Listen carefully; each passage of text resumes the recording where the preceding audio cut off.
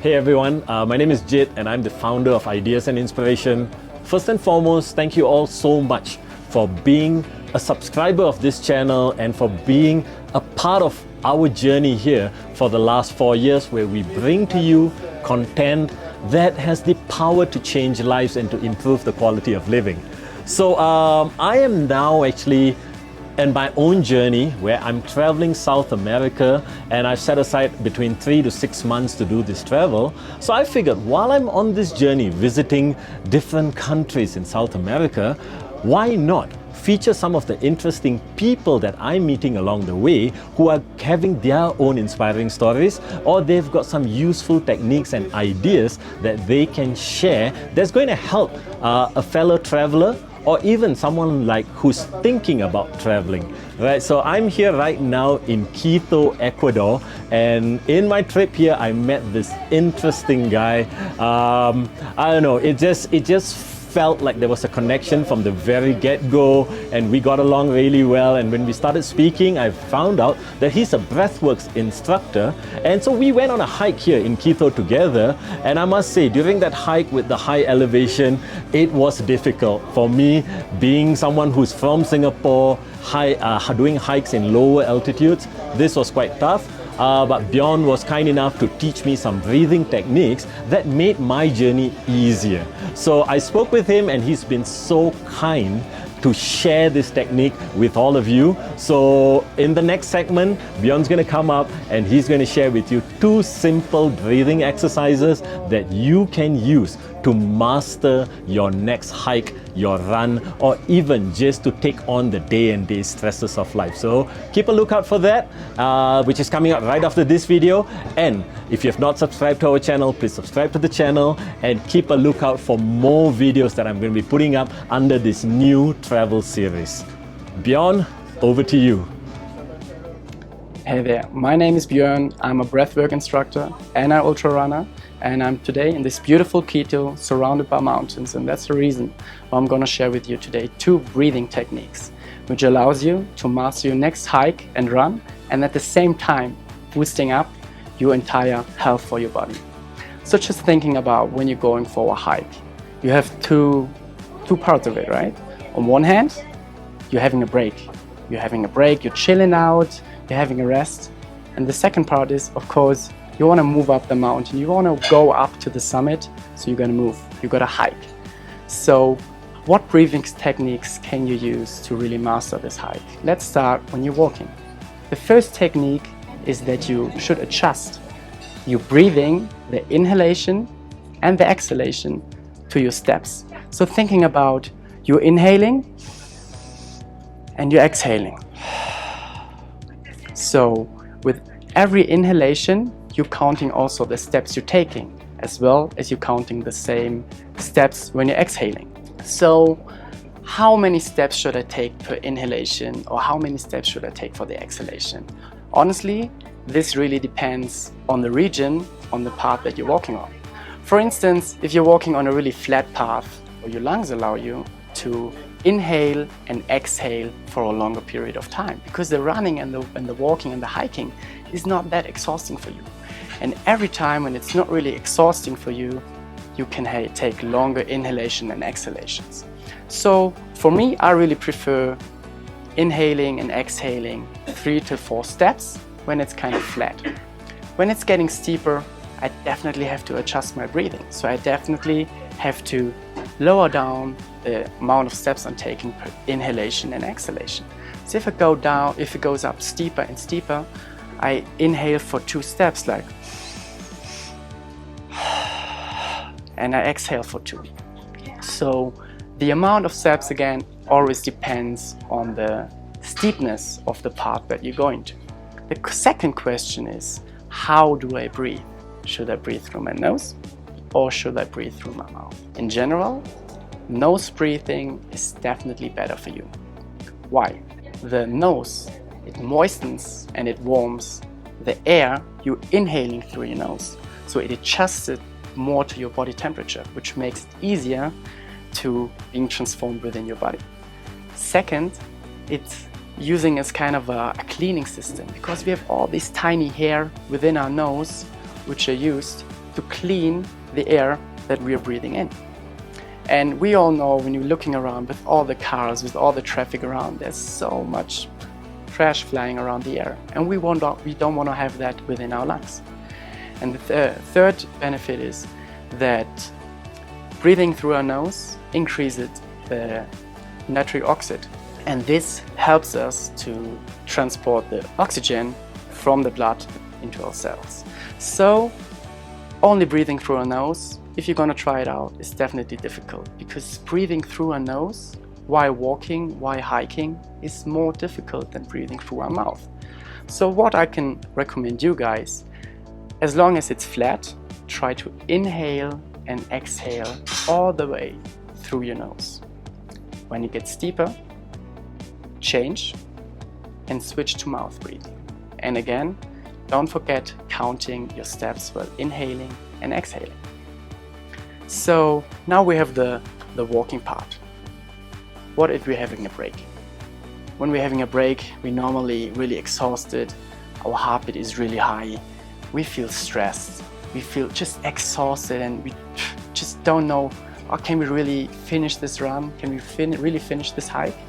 But I got a really good recommendation for you, because you can use every break, no matter how long it is. It can be 3 minutes, it can be 4 minutes, it can be even a minute. But you can use this time by changing your breath. Sit down, and we're gonna inhale through our nose for 3 to 4 seconds.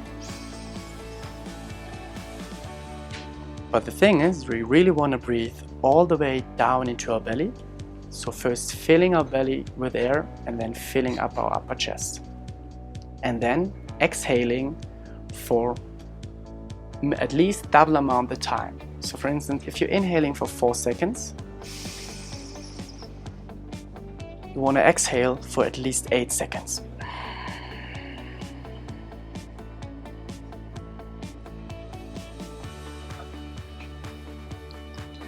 And again, you're going to repeat this all the time. So you're going to inhale for 3 to 4 seconds all the way down to your belly, up into your chest, and then you're going to exhale for 6 till 8 seconds all the way throughout your nose. Again, we're going to breathe through our nose because of all the benefits we have, and as we're not moving around, it's definitely easy breathing through your nose rather than through your mouth. So, but why should we breathe all the way down into our belly? We, as human beings, have totally forgotten how to breathe properly. If you're becoming aware of your breath right now, just think about and become aware how you breathe right now. And I can promise you, 80 until 90% of the time, you're only breathing up here. So we're breathing shallow, breathing only into our chest. And the next thing is, we're breathing way too often. You know, the average time we inhale and exhale a minute is, I think in America, about 16 times. And that's definitely too much. So what is the bad thing about breathing only up here into your chest? I can tell you what it is. So if you're only breathing up into your chest, you're using only like 20-25% of your entire volume of your lungs. This means that you're not getting as much oxygen into your body as you could actually use. So this means if you're getting less oxygen into your body, you're also getting less oxygen for your brain, for your organs to properly work, you know? And that's why we're gonna breathe all the way down to the belly, to use more volume for our lungs and getting more oxygen into our body. And the second negative point is when we're inhaling only into our chest, is that our entire body is full of nerves, you know, the autonomic nervous system. And there in the upper part of the chest and the upper part of the lungs, there are many nerves connected to the sympathetic nervous system. And maybe you've heard about the sympathetic nervous system. The sympathetic nervous system is the nervous system which activates the fight and flight mode. What this does when this fight and flight mode is on, it sends the blood from your inner organs all the way down to your muscle, because you need to be able to run away as quickly and as fast as possible.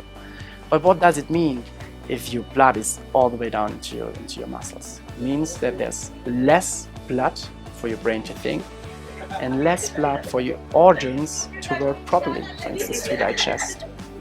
And also there's a lot of adrenaline being sent out throughout your entire body. So just by breathing shallow, this nervous system is activated. So as I told you, we don't want to have that, right? So what can we change? By breathing all the way down into your belly, we're not activating the nerves of the sympathetic nervous system, which are in the upper part of your body, but we're activating the parasympathetic nervous system, the rest and digest mode. And that's definitely the opponent, the opposite player of the sympathetic nervous system. This nervous system allows you again to rest and digest.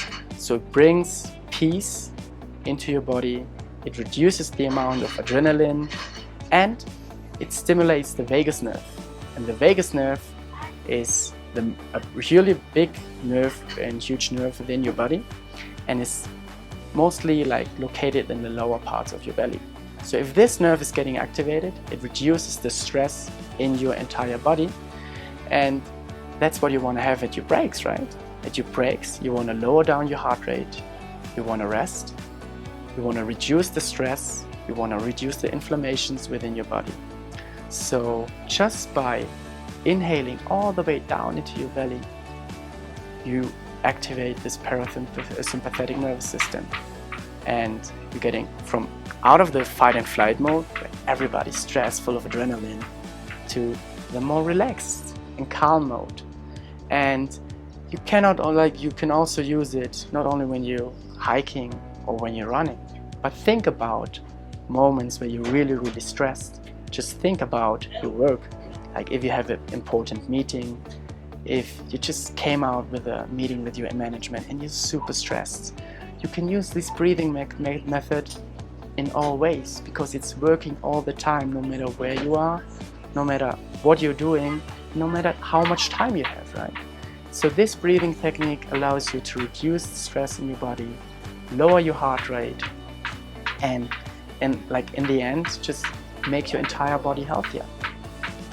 And using these two breathing methods while you're hiking or while you're running will definitely help you reaching the summit, but at the same time also helps you to make your body healthier. So I hope you found these two techniques really useful, and you're going to use them the next time when you're hiking, when you're running, or if you're just standing in the supermarket or getting out of a really stressful meeting. And I'm going to share more with you in the future about breathing techniques and ways on how to improve your mental and physical health on my future YouTube channel. The link is gonna be added sooner or later down in the description below. And until then, you can find me on Instagram, and don't forget, change your breath, change your life.